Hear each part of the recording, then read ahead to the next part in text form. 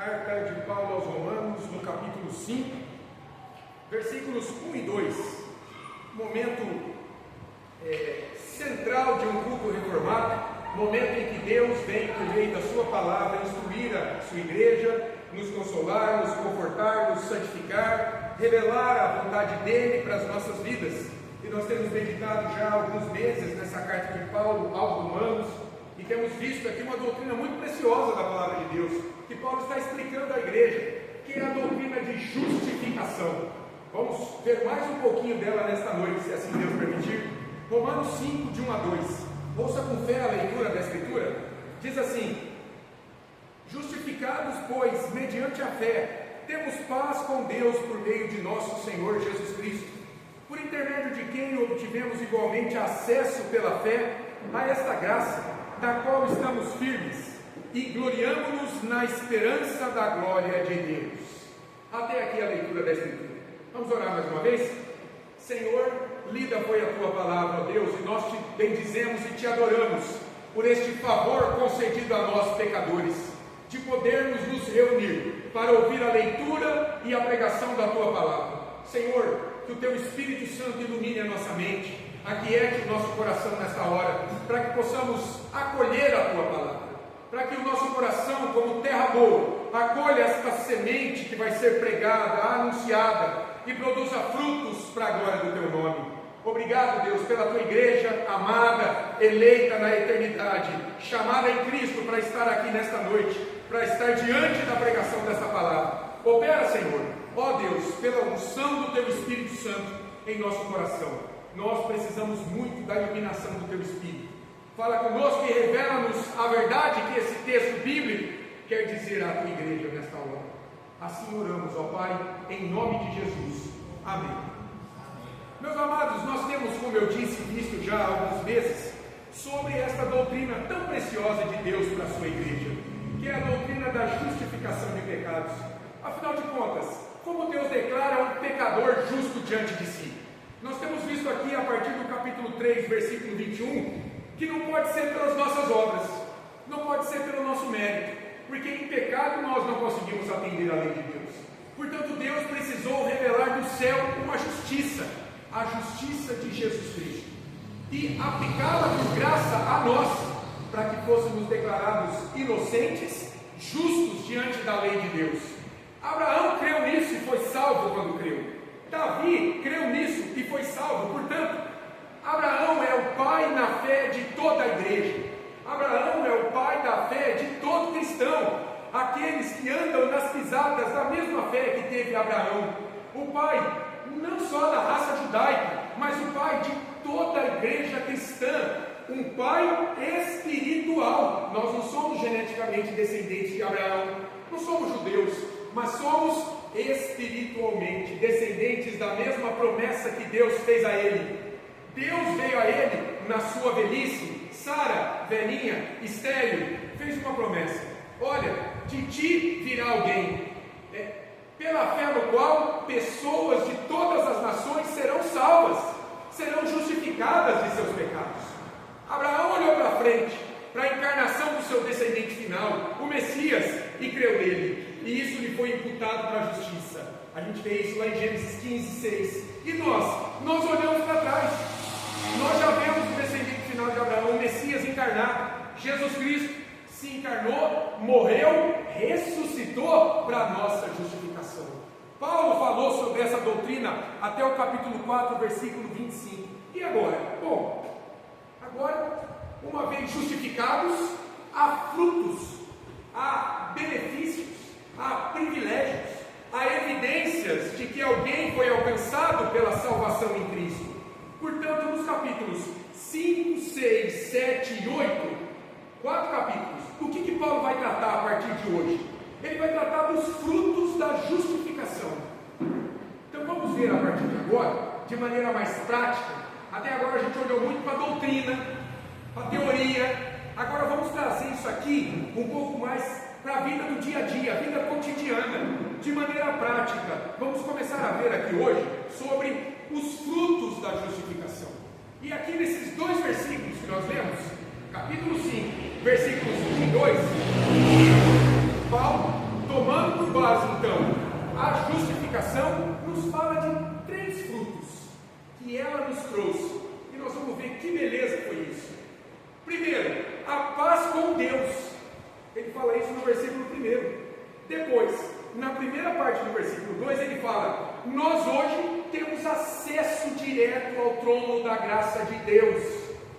Um segundo fruto, um segundo benefício da justificação. E um terceiro, está aí na segunda parte do versículo 2: uma alegria indizível no dia do juízo final. Daí o título desse sermão: paz, acesso e alegria aos justificados pela fé em Cristo. Então vamos lá. Antes de falar de maneira específica dos frutos da justificação, Paulo nos diz de onde eles provêm. Que árvore é essa a partir da qual temos esses frutos? De salvação, de inocência diante de Deus, de ser justo diante de Deus. É a partir da justificação do pecador pela fé em Cristo, que ele falou desde o capítulo 3, 21 até o capítulo 4. Olha aí a primeira parte do versículo 1. Justificados, pois, mediante a fé. E a gente não teria problema nenhum de ler assim, portanto, justificados mediante a fé. Porque esse pois aí é uma conjunção que está dando sequência, está explicando aquilo que ele falou antes. O que ele disse antes? Sobre a doutrina da justificação de pecados. Então, tudo que ele falou sobre a justificação vem nesse pois, nesse portanto. Então seria mais ou menos assim, bom, se é assim, então, se estamos justificados, nós cristãos estamos declarados ou fomos declarados inocentes de nossos pecados diante de Deus. E esse verbo aí, justificados, o tempo lá no grego dele fala muita coisa.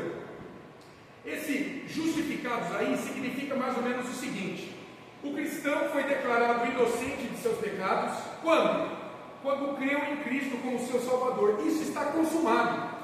É uma obra que Deus fez uma única vez, quando nos ligou a Cristo, quando nos uniu espiritualmente a Cristo, quando cremos nele. Mas veja, é Deus quem declarou este pecador inocente quando ele creu em Cristo. Por isso que justificados está na voz passiva. Quer dizer, Deus é o sujeito que age para nos justificar. Isso fala muita coisa. Não somos nós que somos justificados. Não é o que eu faço que me justifica. É o que Deus fez em Cristo que me justifica. E por fim, Deus fez isso de uma vez só, com efeitos eternos. Por que é importante saber disso?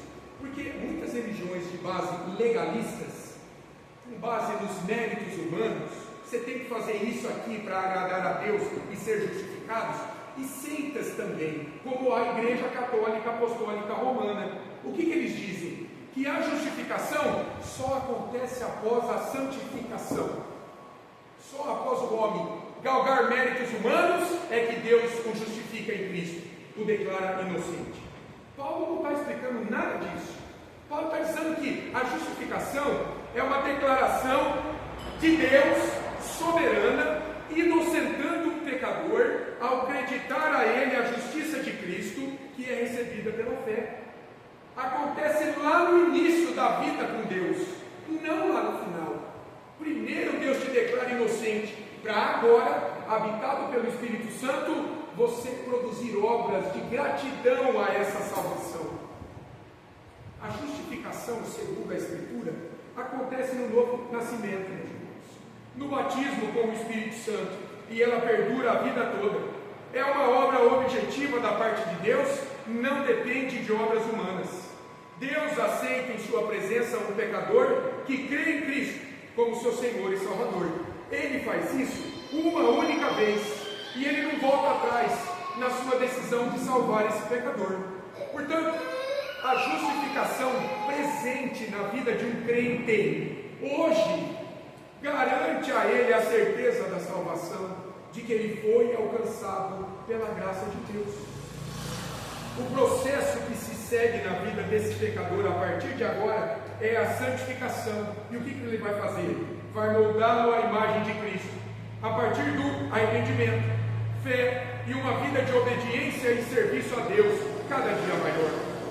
E olha, nós precisamos pensar nessa falácia algumas pessoas dizem que um crente pode perder a salvação e voltar para o mundo. Talvez você já tenha ouvido isso. Isso é uma falácia. Esse crente que voltou para o mundo, ele não perdeu a salvação, porque ele nunca foi justificado, ele nunca foi salvo, ele sempre pertenceu ao mundo, mas frequentava também uma igreja. Percebe a diferença? Era alguém que pertencia ao mundo, mas frequentava os bancos de uma igreja. Porque segundo a Escritura, o justificado não perde a sua justificação. Nós vimos para a vida de Abraão na semana passada. Ele pode até vacilar na fé, como Abraão, que vacilou na fé, tentando usar Agar para cumprir a promessa. Aquela serva egípcia de Sara, eles tentaram usar Agar para cumprir a promessa, a vida de Isaac. Mas veja, ele não se tornou um incrédulo, como que querendo dizer que ele perdeu a justificação. Não. Abraão errou, ele se arrependeu e ele prosseguiu em sua caminhada com Deus, confiando que ele era poderoso para cumprir a sua promessa e lhe dar um herdeiro na sua velhice. Ele não se tornou incrédulo, ele vacilou na fé porque nós somos pecadores. Deus não exige que a gente seja 100% o tempo todo. Tem dia que você está bom, tem dia que você não está. Tem dia que você está mais crente, tem dia que você está menos crente. Tem dia que você está mais animado, tem dia que você está mais desanimado. Mas veja, isso não te faz um incrédulo de forma alguma, como nós vimos aqui no capítulo 4, a partir do versículo 18, na vida de Abraão. Ele não se tornou incrédulo, embora vacilou na fé. E tudo isso, essa confiança nessa obra de justificação de Deus que não pode ser perdida, é porque Paulo diz aí, que a justificação é mediante a fé, é mediante a confiança no Evangelho. O instrumento pelo qual o cristão se apropria da justificação em Cristo é a fé na promessa do Evangelho, meus irmãos, de que pela confiança na obra de cruz de Jesus, ele está salvo. Não são as obras humanas, mas a plena certeza de que Deus em Cristo nos salvou da condenação de todos os nossos pecados. É mediante a fé. Então, se é por fé, se não depende das minhas obras, quanta segurança o cristão tem em Jesus como seu Salvador. Por quê? Porque a obra de cruz e ressurreição de Cristo já está consumada. E tem um cântico muito precioso que diz assim: tudo pago está, nada devo mais, pelo sangue que derramou na cruz, o pecado já não me prende mais. Quem Jesus livrar, livre viverá. É pela fé em Jesus a justificação, não é por obras humanas. E uma vez declarado inocente dos seus pecados diante de Deus, justificado, agora sim, o cristão tem 3 frutos aqui, segundo esse texto. O primeiro dele está aí na sequência do versículo 1. Justificados, pois, mediante a fé, agora temos paz com Deus, por meio de nosso Senhor Jesus Cristo. Primeiro fruto da justificação, paz com Deus. Olha que interessante, esse verbo aí, temos, ele está no presente do indicativo. Isso é significativo. Quer dizer, não é que um cristão justificado teve um dia, não é que ele terá, mas ele tem, é hoje. Paulo está dizendo que a justificação e os benefícios dela estão presentes hoje, na minha vida e na sua vida. E isso nos dá paz com Deus. E é interessante porque na Escritura, uma coisa é ter paz com Deus, outra coisa é ter a paz de Deus. Olha que interessante, a paz com Deus é uma paz que vem de Deus para o cristão. Olha só, olha o que Paulo fala lá em Romanos 1:7. Ele já anunciou essa paz com Deus. Lá em Romanos 1:7 ele diz assim, na introdução da carta: a todos os amados de Deus que estáis em Roma, chamados para serdes santos, graça a vós outros e paz da parte de Deus, nosso Pai, e do Senhor Jesus Cristo. Então alguém tem paz com Deus, então agora pode receber essa paz dele, porque tem uma paz que é com ele. Irmãos, é uma paz objetiva, é uma paz que independe do pecador. ela é estabelecida por Deus, declarando que esta pessoa não está mais em guerra como um pecador diante de Deus, em razão dos seus pecados. Deus não está mais irado com ele está em paz, não está mais querendo destruí-lo pelos seus constantes pecados. Deus está em paz com este pecador que foi justificado pela fé em Cristo, porque Jesus, Ele nos coloca limpos de nossos pecados diante do Pai e nos dá paz com Deus. Olha o que Paulo fala em Colossenses 2, 13 e 14. Eu vou ler para você. Colossenses 2, 13 e 14. Olha a paz com Deus que Cristo nos deu. E a vós outros, Paulo está falando para a igreja, que estáveis mortos pelas vossas transgressões e pela incircuncisão da vossa carne, vos deu vida juntamente com Ele, perdoando todos os nossos delitos. Quando cremos em Cristo, Deus nos dá vida com Cristo e perdoa os nossos pecados, tendo cancelado o escrito de dívida que era contra nós e que constava de ordenanças, o qual nos era prejudicial, porque nos condenava, porque era uma dívida assumida pelos nossos pecados, quebrando a lei, foi sendo acumulada, nos condenava diante de Deus. Jesus cancelou essa dívida, removeu inteiramente, encravando na cruz. Meus amados, a paz com Deus está enraizada na reconciliação que Jesus nos propiciou quando cremos nele como nosso Senhor e Salvador. Uma paz com Deus, uma paz objetiva, que vem de termos sido reconciliados com Deus pela fé no sacrifício de Jesus Cristo em nosso favor. Compreenderam isso? Você está em paz com Deus. Deus não está mais em guerra com você pelos teus pecados, porque os teus pecados até o final dos teus dias foram levados pela cruz do teu Senhor. Existe uma paz entre você e Deus. Quem declarou essa paz foi Deus, quando Ele resolveu justificá-lo, declará-lo inocente de teus pecados diante dEle, pela fé que Ele te deu em Cristo. Um fruto da justificação, paz com Deus, uma paz objetiva. Agora, essa paz com Deus, ela é percebida pelo cristão. Então, da paz com Deus nasce a paz de Deus. Da paz com Deus nasce no meu coração e no teu a paz de Deus. É diferente. A paz de Deus é uma paz subjetiva. Por quê? Porque é percebida pelo cristão, que se encontra reconciliado com Deus pela fé em Jesus Cristo. Como que ela é percebida? A sua consciência não o acusa mais de alguém que vive condenado diante da lei de Deus por seus pecados. Esse cristão, ele sabe que Cristo levou a culpa dos seus pecados. Essa paz de Deus para os cristãos, irmãos, é aquela convicção íntima, plena, de que em Cristo Deus não me condena mais pelos meus pecados. Deus já me declarou inocente e há um céu glorioso a minha espera no final dos meus dias. Esse cristão vive em paz com Deus em seu coração. Porque ele tem paz com Deus, ele sente a paz de Deus. E tudo isso, segundo Paulo diz aqui, por meio de nosso Senhor Jesus Cristo. O modo de um pecador estar em paz com Deus e sentir a paz de Deus vem por meio de Jesus, da sua obra de cruz. E aí, mais uma vez, vem a ilusão da paz humana.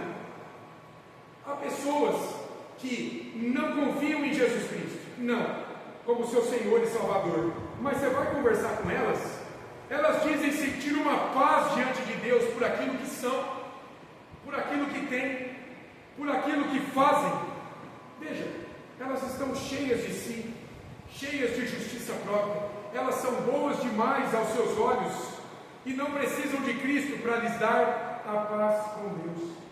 Essa paz é uma paz que nos olha, essa paz que muitos dizem ter sem Cristo, é fruto da ignorância dessa vida, em conhecer de que não perdoado de seus pecados pelo sangue de Cristo, derramado em seu favor, ela não pode desfrutar de paz com Deus, simplesmente porque Deus está irado contra ela, está em guerra declarada contra ela, em razão da quebra da sua lei, pelos seus pecados, e se ela morrer sem Cristo, ela será condenada no dia do juízo. É interessante, a gente gosta de ler João 3,16, né? Porque Deus amou o mundo de tal maneira que deu o seu Filho para que todo aquele que nele crê não pereça, mas tenha a vida eterna. Graças a Deus por isso. Mas olha o que diz o versículo 36 de João 3. Esse aqui, dificilmente as pessoas leem. É o mesmo evangelista. João 3,36. Por isso, quem crê no Filho tem a vida eterna. Trocando em miúdos, tem paz com Deus, quem crê no Filho. Agora, o que todavia se mantém rebelde contra o Filho, não verá a vida, olha agora, mas sobre ele permanece o amor de Deus. É isso que está escrito aí? Permanece a ira de Deus. Quem rejeita Cristo está debaixo de uma guerra. Deus está irado. O pecado dessa pessoa ofende a santidade de Deus, quebra a lei de Deus. Não há paz com Deus para quem não crê em Cristo. Está aqui, João 3,36. Então, é uma grande ilusão, cheia de boa intenção, na vida de muitas pessoas que dizem: eu não creio em Cristo. Opa, eu não creio em Cristo, mas eu tenho paz com Deus. Você não tem. Você precisa entender o que a Bíblia diz sobre isso. Você está debaixo da ira de Deus, de condenação. Há esperança para você. A esperança é Cristo, é o Evangelho. Mas você precisa entender isso, de que a paz de Deus só pode vir da paz com Deus, que é por meio da fé em Jesus Cristo. É por isso, irmãos, que Isaías, olha lá, 800 anos antes do nascimento do Messias, lá em Isaías 57, 21, olha o que ele disse: para os perversos, diz o meu Deus, não há paz. Não tem paz com Deus para os perversos, para aqueles que são rebeldes diante de Deus, diante do Messias, diante do descendente final de Abraão. Não há paz. Primeiro fruto, paz com Deus para a vida dos justificados. Mas não é só. Em segundo lugar, acesso ao trono da graça. Olha o início do versículo 2. Por intermédio de quem? De Jesus, obtivemos o que? Igualmente quer dizer, além da paz com Deus, acesso pela fé a esta graça na qual estamos firmes. Pela fé em Jesus, o cristão obtém acesso a uma graça na qual ele está firme. E que graça é essa, hein? Que é fruto da justificação. Irmãos, aqui no contexto, é a reconciliação com Deus, é a própria justificação, é a paz com Deus e a paz de Deus sobre a sua vida.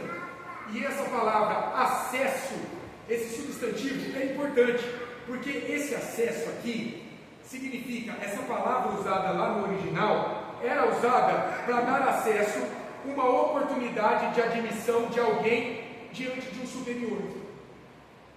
Então você tinha acesso a um superior, era uma oportunidade.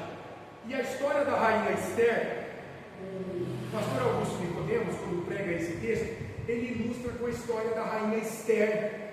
Ele diz assim, que Esther revela como era perigoso comparecer diante de um rei do Antigo Oriente sem ser chamado. Era perigoso. Você acha que qualquer um comparecer perante o rei? Não. Olha o que a gente lê lá em Esther, capítulo 4, versículo 11. Antes do livro de Jó, Esther. Olha que legal. Esther 4:11. Então vocês lembram da história, né? Que envolve Esther. Amã queria destruir os judeus. Aí Mordecai fica sabendo. Chama Esther, que era judia, para interceder pelo seu povo diante de Assuero, o rei.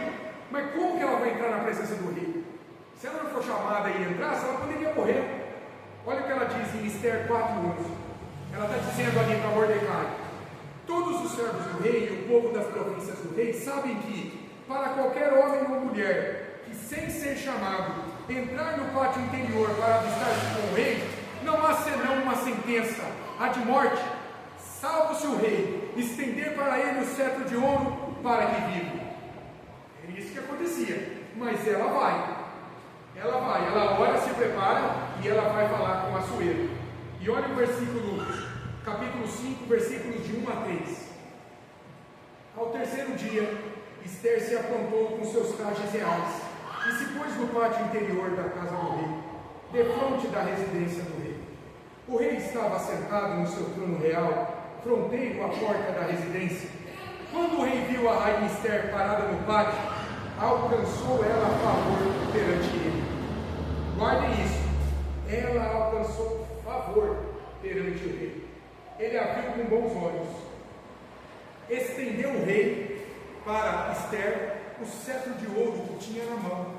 Ester se chegou e tocou a ponta do cetro. Então lhe disse o rei: que é o que tens, rainha Ester? Ou qual é a tua petição? Até metade do reino te dará. O que é importante aqui? Diante do rei, ela poderia morrer, mas ela alcançou favor. Ester alcançou o favor do rei e não foi morta por comparecer à sua presença sem ser chamada. Meus irmãos, vamos trazer isso aqui para o texto aqui, um fruto da justificação, o nosso acesso por meio de Cristo diante do trono da graça de Deus. A humanidade sem Cristo vive um conto de fadas. O que é um conto de fadas da humanidade sem Cristo? Que acha que pode comparecer diante de um Deus que é santo, santo e santo, pelos seus próprios méritos, pelo seu próprio sangue. É um conto de fada, porque só existe na cabeça dela, na cabeça dessa humanidade. E o próprio tabernáculo no Antigo Testamento dá testemunho dessa separação plena que o pecador tem de um Deus que é santo. Vocês lembram como era o tabernáculo?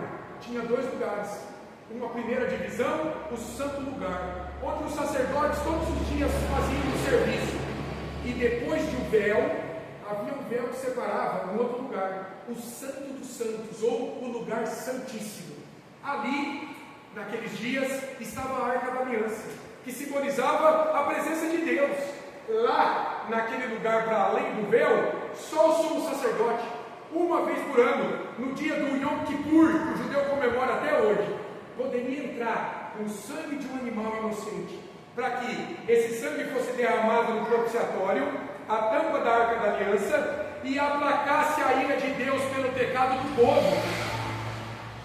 Então, aquele sangue de um animal inocente, que apontava para o sangue do Messias derramado na cruz, aplacava, apaziguava a ira de Deus. É por isso, e agora, o pecador então poderia comparecer na presença daquele Deus, mediado pelo sangue daquele animal. Quando Jesus morreu, o véu do templo aconteceu o que com ele? Foi rasgado. E olha que interessante, não foi do meio para baixo e nem de baixo para cima, como se o homem pudesse rasgar pela sua força. Foi lá de cima, onde o homem não alcançava, para baixo, mostrando que a soberania de Deus fez isso. Rasgou a parede de separação que havia entre nós e Ele. Por meio de quem? Por meio da carne e do sangue de Jesus. Lá na cruz, o véu foi rasgado. E é por isso que hoje nós podemos confiar em Cristo, o nosso sumo sacerdote diante de Deus.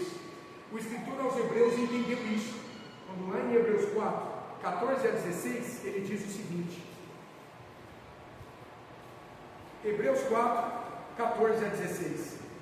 Tendo, pois, Jesus, o Filho de Deus, como grande sumo sacerdote, que penetrou os céus, conservemos firmes a nossa confissão, porque não temos sumo sacerdote que não possa compadecer-se das nossas fraquezas. Antes, foi ele tentado em todas as coisas à nossa semelhança, mas sem pecado. Olha agora, acheguemo-nos, portanto, confiadamente, junto ao trono da graça, por Cristo, nosso sumo sacerdote, nós podemos nos achegar confiadamente ao trono da graça. Temos acesso, a fim de recebermos misericórdia e acharmos graça para socorro em ocasião oportuna.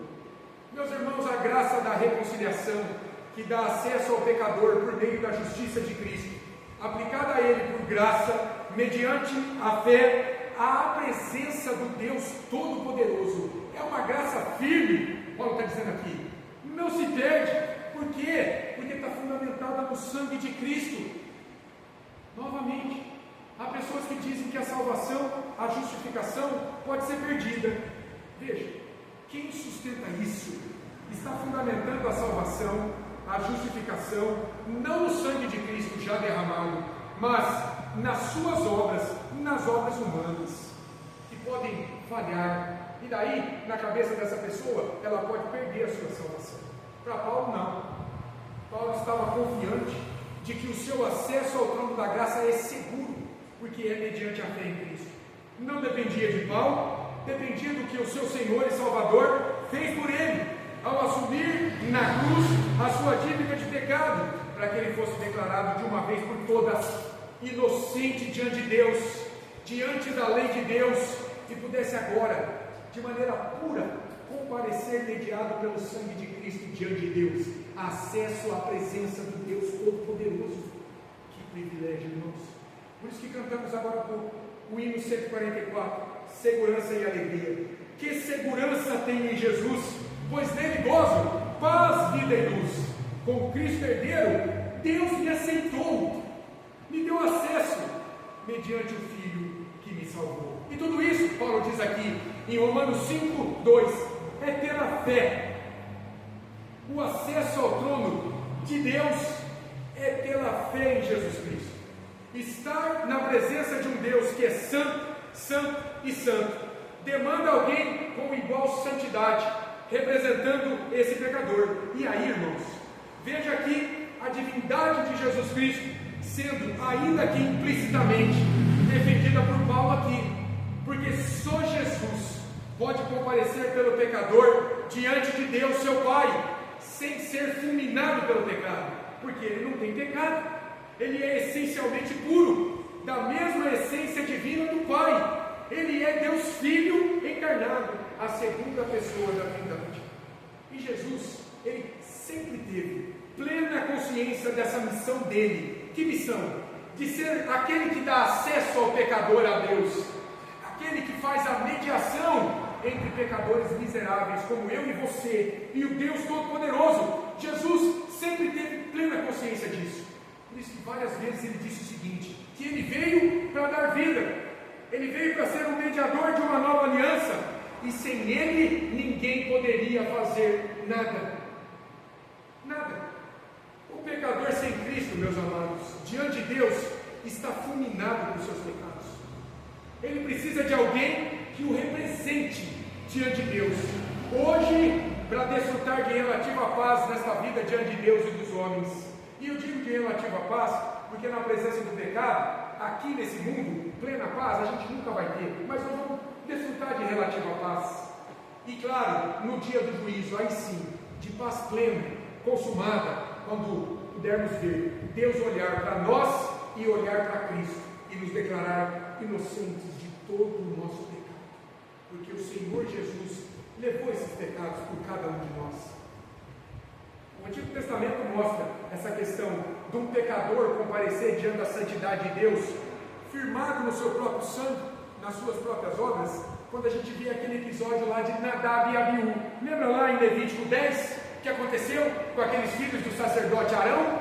Eles eram sacerdotes, faziam parte da liderança do povo de Deus, mas eles fizeram o que Deus não prescreveu para eles fazerem. Eles tomaram brasa, fogo estranho, não a brasa do altar do holocausto, de um outro lugar, e entraram no Santo dos Santos confiados na sua própria justiça, no seu próprio sangue, nas suas próprias obras. E diz o texto que eles morreram imediatamente na presença de Deus, porque eles desobedeceram isso. Eles estavam ali mediados não pelo sangue do cordeiro que o sumo sacerdote levava uma vez por ano até aquele local, mas pelo seu sangue. Eles quiseram dar um jeitinho de comparecer diante de Deus do seu jeito, foram fulminados pela santidade de Deus. Isso é um juízo, é um apontamento para que vai acontecer no dia que Cristo voltar para julgar o mundo. Aqueles que não estiverem diante de Deus mediados pelo sangue de Cristo serão fulminados na presença de Deus. Mas os que são de Cristo, segundo Paulo, segundo a Bíblia, eles partiram da morte para a vida, das trevas para a luz, deste mundo caído para herdar um novo céu e uma nova terra, onde habita a justiça e paz. Eles deixaram de ser culpados diante de Deus e se tornaram família de Deus. propriedade exclusiva de Deus, membros da sua casa, filhos adotivos de Deus, gozando da paz com Deus e experimentando da paz de Deus em suas consciências, em seus corações, mesmo lidando com tantas aflições.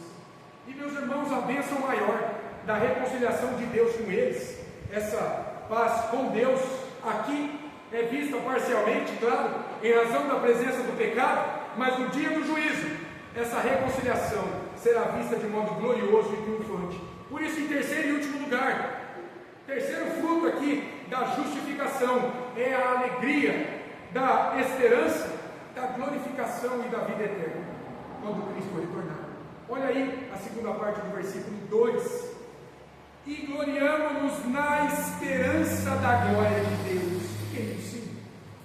O cristão justificado se alegra na esperança da glória de Deus. Esse gloriamo-nos aqui, nos alegramos, Paulo está dizendo, não é se gabar das nossas obras, mas é se alegrar na cruz de Cristo em seu favor. E tem um estudioso da palavra, William Hendricks, ele diz assim quando ele estuda esse texto: indubitavelmente, o que Paulo tem em mente é: nós, os cristãos, ao contrário de certas pessoas justas a seus próprios olhos, não nos gabamos também de nossas próprias realizações, mas pomos toda a nossa confiança em Deus. Nele nos regozijamos grandemente. E veja, essa alegria está em uma esperança. E meus irmãos, essa esperança aqui é uma esperança que não pode falhar, como é a esperança humana. Como que é a esperança humana? Bom, você sai para procurar um emprego, e claro, você tem esperança de conseguir encontrar um emprego, mas você pode garantir que você vai achar? Não. Essa é a esperança humana, essa é uma esperança que falha. A esperança do crente não. A esperança do crente de ser considerado justo diante de Deus no dia do juízo é certa, não falha, porque está firmada no sangue de Jesus Cristo, já foi definida. Sempre que no Novo Testamento você topar com essa palavra, com esse substantivo abstrato, esperança, é essa esperança que não pode falhar. É uma esperança que está chancelada, autenticada, guardada pelo sangue de Jesus Cristo. Deus prometeu aquilo, é uma firme esperança. A esperança humana é um sentimento, é uma convicção, é um pensamento positivo de que tudo vai dar certo no final. Essa é a esperança humana sem Cristo. Mas olha, quem garante essa esperança, hein? Se você for ser honesto, não há como garantir nada do ponto de vista da esperança neste mundo, nos prazeres que Ele oferece, nas promessas de vitória que Ele oferece, nas curas que Ele oferece, na felicidade que Ele tem proposto a tantas pessoas. Busque isso, faça isso, se entregue a isso, e você vai ser feliz. Deixa Cristo de lado. Quem garante que isso vai dar resultado? Não tem resultado, é uma esperança falha. A esperança em Cristo, pelo contrário, não pode falhar. Por quê? Porque Jesus prometeu que Ele vai voltar.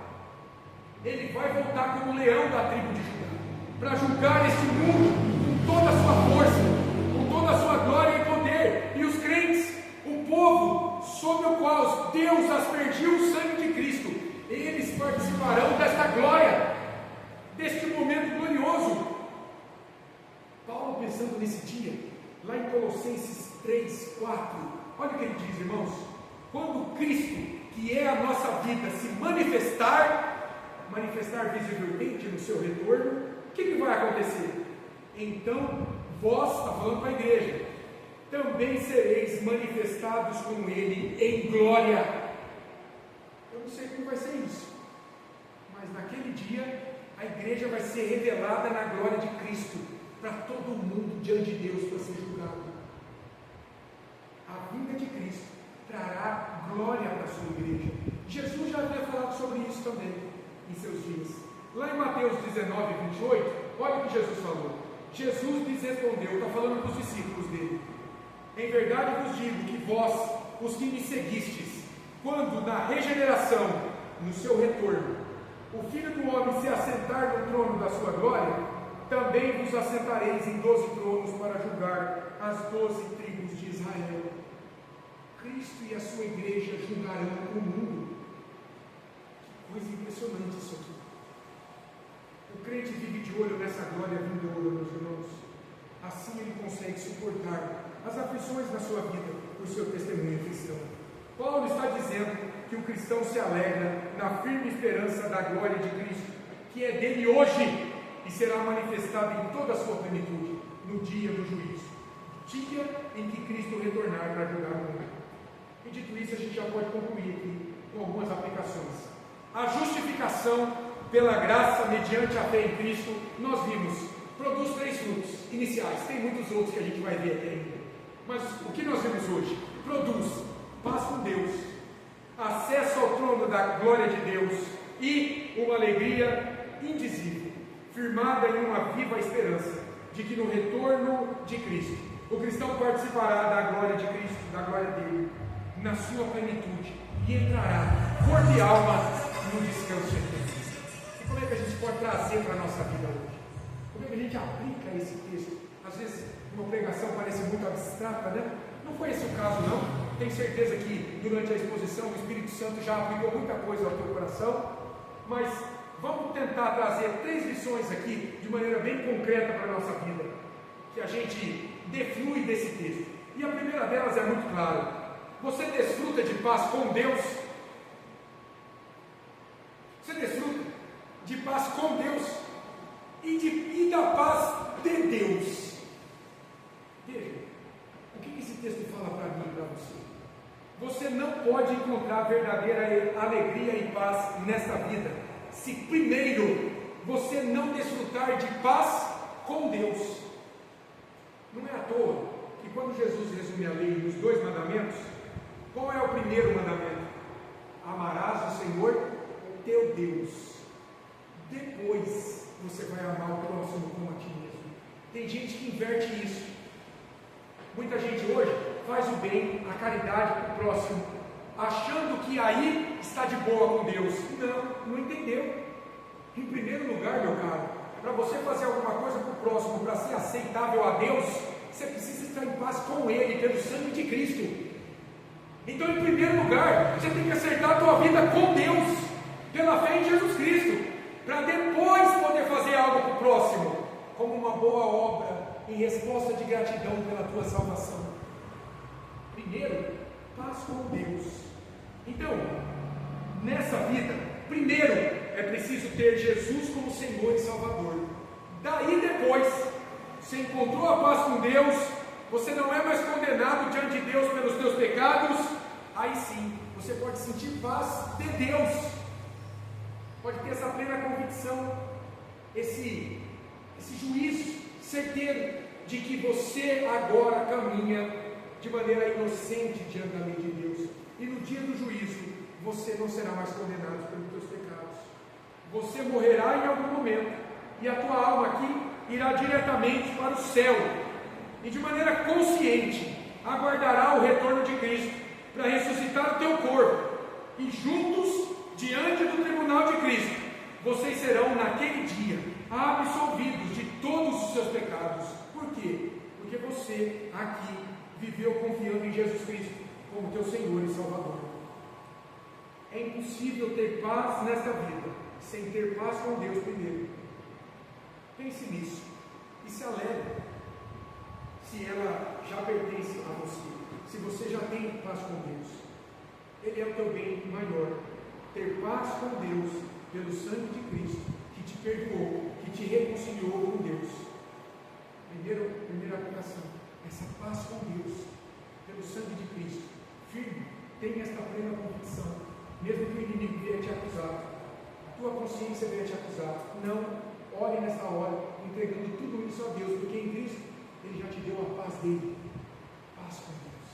Nada mais e nem ninguém pode te condenar. Em segundo lugar, como você tem acesso a Deus nos teus dias? Como você tem acesso? Como é que você busca Deus?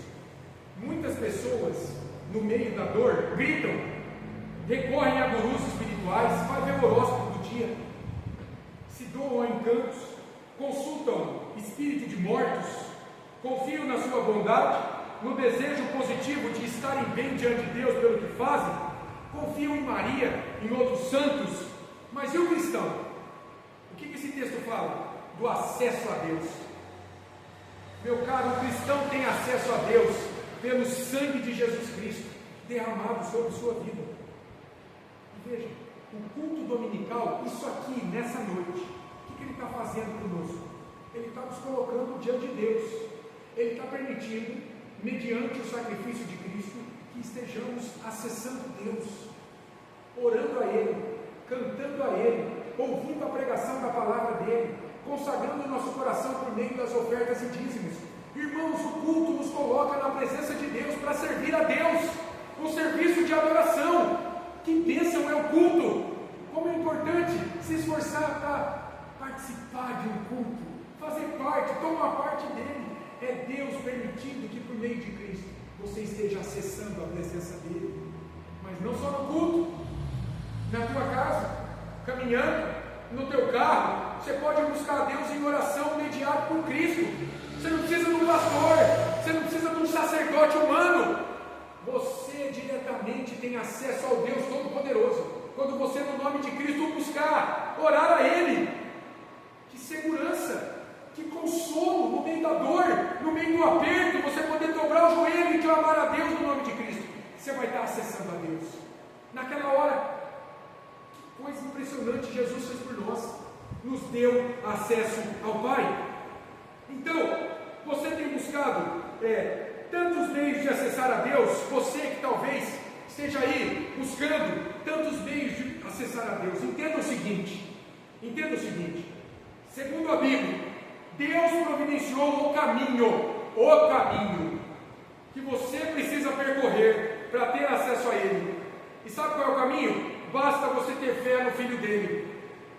É a fé em Jesus Cristo como o caminho, a verdade e a vida, para te dar vida, para te dar paz com Deus, para você viver aqui na certeza de que você descansa debaixo da paz desse Deus. É a cruz de Cristo em teu favor.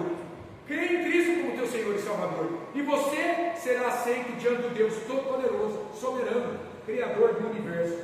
Qualquer outro meio que não for a fé em Jesus Cristo vai te condenar a um tormento eterno. Cuidado com isso. Jesus nos deu acesso ao trono da graça de Deus.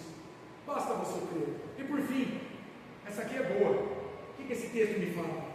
Aprenda a viver olhando, esperando e se alegrando mais com a tua vida no céu e menos com a tua vida aqui na terra. Entendeu isso? Aprenda a viver olhando, considerando, se alegrando mais com a tua vida no céu e menos com a tua vida aqui na terra. Quem busca felicidade a todo custo nessa vida, só terá essa vida e nada mais. Nada mais. O cristão, ele foi salvo deste mundo para habitar um outro mundo, para viver uma nova vida infinitamente melhor do que a vida por aqui. Então, meu amado, no meio da dor, das frustrações, das perseguições, das fraquezas da tua fé, volte a tua mente e o teu coração para o alto, onde Cristo se assenta e onde você foi ressuscitado para estar também, segundo Paulo diz em Efésios capítulo 1, em espírito, e você receberá poder, força, consolo do teu nome, para enfrentar todo desânimo ao teu redor. Aprenda a viver pela fé, meu amado, por aquilo que você não vê e que Deus prometeu te dar pela fé em Jesus Cristo. Paz com Ele, acesso a Ele e uma alegria indizível no final dos teus dias, lá no céu que você habitará. Essa é a palavra de Deus para mim e para você nesta noite. Vamos orar agradecendo a Deus por esta palavra tão rica. Obrigado, Senhor, por esta palavra cheia de glória, de consolo, de esperança, que enche o nosso coração nesta noite. Obrigado, ó Pai, porque em Cristo nós temos paz contigo, nós temos acesso pleno ao Senhor, e nós temos uma viva esperança de que em algum momento, ó Deus, nós partiremos por uma glória eterna. Louvado e engrandecido seja o teu nome, Senhor, em nome de Jesus. Amém. Meus irmãos, este é o momento em que vamos consagrar a Deus o nosso coração, a nossa vida. consagrando a Ele os nossos dízimos e ofertas. E nós temos dito aqui já alguns meses que você tem algumas formas de consagrar a Deus os seus dízimos e ofertas. Você pode fazer isso por meio da transferência eletrônica via Pix. Está aí o CNPJ da igreja para a tua facilidade. A maioria dos dizimistas dessa igreja opta por essa transferência. O CNPJ da igreja é a chave. Ou você pode fazer um depósito na agência do Bradesco. Lembrando que, optando por esses meios, você deve enviar esse comprovante por esse WhatsApp aí, ó, 17996005956, e dizer, ó, tesoureiro, é dízimo, é oferta de tal mês, e não esqueça, é da IPD, da Igreja Presbiteriana de Nova Granada, para que o tesoureiro, o orçamento da igreja lá de Rio Preto, invista aqui. Olha aí o teto que bonito, olha a iluminação que bonita. É pela fidelidade dos irmãos, dizimistas e ofertantes, que estamos podendo fazer isso aqui, e pela graça de Deus também. Logo mais teremos aqui, se Deus quiser, uma refrigeração, um ar-condicionado para melhorar a nossa estrutura de adoração. Tudo isso é pela fidelidade dos irmãos. Então avise lá o tesoureiro de Rio Preto, ó, o Júlio, isso aqui é dízimo, é oferta lá de Nova Granada. E claro, se você quiser nesse momento, bem preparado, você pode trazer aqui também, ó, ao gasofilácio, que o Alaíto vai colocar aqui o seu dízimo e a sua oferta. Vamos cantar a Deus então esse cântico 110, Hosana, consagrando a Deus o nosso coração. Cântico 110, Hosana. O nosso irmão Tony vai nos conduzir aqui na adoração. Os que puderem se colocar de pé, fiquem em pé nesse momento.